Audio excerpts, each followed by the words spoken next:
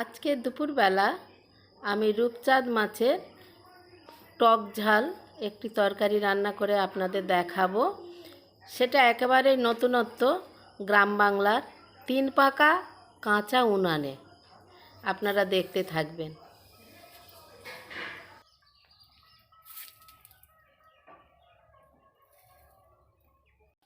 প্রথমে মাছে নুন হলুদ মিশিয়ে মাছটাকে আমি ভেজে নিচ্ছি। কড়াইতে প্রথমে তেল দিলাম, তেল গরম হয়ে যাওয়ার পর 5 ফোড়ন দিলাম আর 2-3টে তেজপাতা দিলাম, তারপরে একটু পেঁয়াজ দিলাম। উনুনের রান্না তো সব ধীরে ধীরে দিতে হবে যাতে না তেলটা ঠিকরে হাতে পড়ে।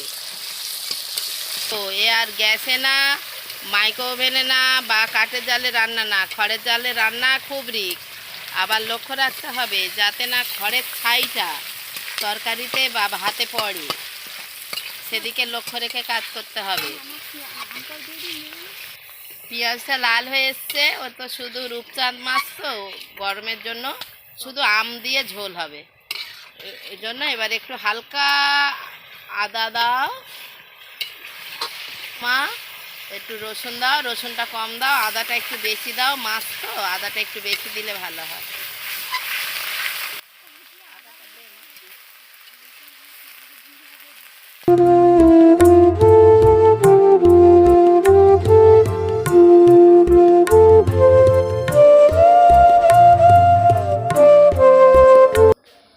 পেঁয়াজটা একটু গরম হয়ে যাওয়ার পরে লাল লাল হয়ে গেল, তারপরে কাঁচা আম টুকরো টুকরো করে কেটে লম্বা লম্বা পিস করে তার মধ্যে দিলাম, দিয়ে একটু নাড়াচাড়া করলাম।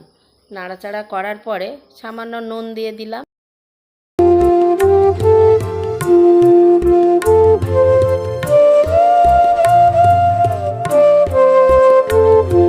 নাড়াচাড়া করার পর লঙ্কা আর হলুদ দিলাম। হলুদ আর লঙ্কাটা দাও, একটু কম দাও মা, ব্যাস, আর কিছু দিও না।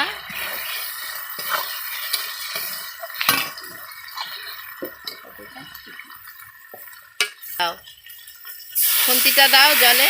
হ্যাঁ, ব্যাস, আমটা একটু সেদ্ধ হয়ে গেলে তারপরে একটু বেশি জল দিয়ে দিই, একটু ফুটে যা।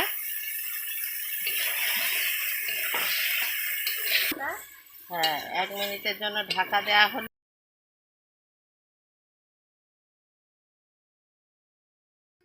কিছুক্ষণ ফুটে যাওয়ার পর এই মাছটা এবারে একটা একটা করে দিয়ে দিলাম।